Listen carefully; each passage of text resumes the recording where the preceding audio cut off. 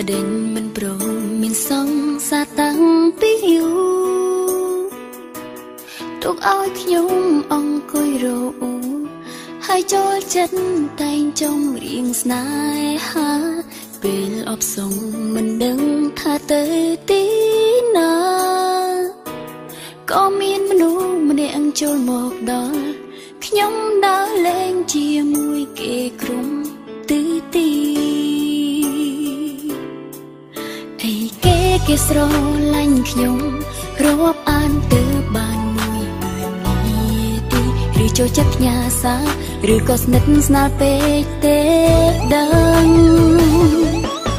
គេថាស្អប់ខ្ញុំពូកែទន់ភ្លន់គេថាមកពីមើលកែវភ្នែកខ្ញុំ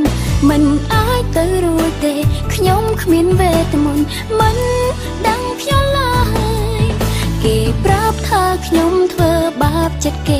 គេបាត់មកមិនបានឡើយស្នេហាមកដល់ហើយតើខ្ញុំគួរតែឆ្លើយ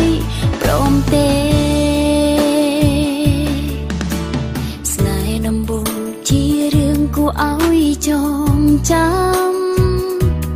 កូនចំណាំទុំក្នុងបេះដូងនេះហើយគឺជាសេចក្តីស្នេហាតែមិនដឹងថាកើតតាំងពីពេលណាមិនបានរៀបចំគំរំទុកមុនមិនបានធ្វើឲ្យគេលងស្រឡាញ់ឡើយអីគេស្រឡាញ់ខ្ញុំរាប់អានទៅបានមួយម៉ឺននាទីឬចូលចិត្តផ្ញើសារឬក៏ស្និទ្ធស្នាលពេកទេដឹងគេថាស្អប់ខ្ញុំពូកែទន់ភ្លន់គេថាមកពីមើលកែវភ្នែកខ្ញុំមិនអាចទៅរួចទេខ្ញុំគ្មានវេទមន្តមិនដឹងខ្ញុំឡើយគេប្រាប់ថាខ្ញុំធ្វើបាបចិត្ត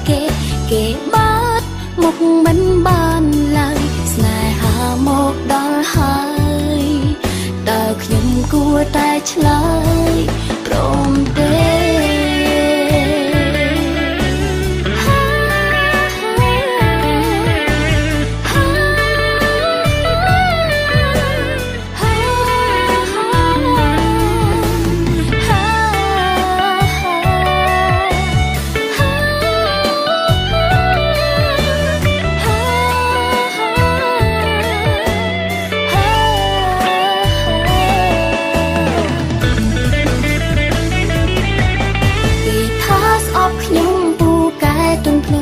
គេថាមកពីមើលកែវភ្នែកខ្ញុំមិនអាចទៅរួចទេខ្ញុំគ្មានវេទមន្តមិនដឹងខ្ញុំឡើយគេប្រាប់ថាខ្ញុំធ្វើបាបចិត្តគេបាត់មកមិនបានឡើយស្នេហាមកដល់ហើយតើខ្ញុំគួរតែឆ្លើយព្រមទេ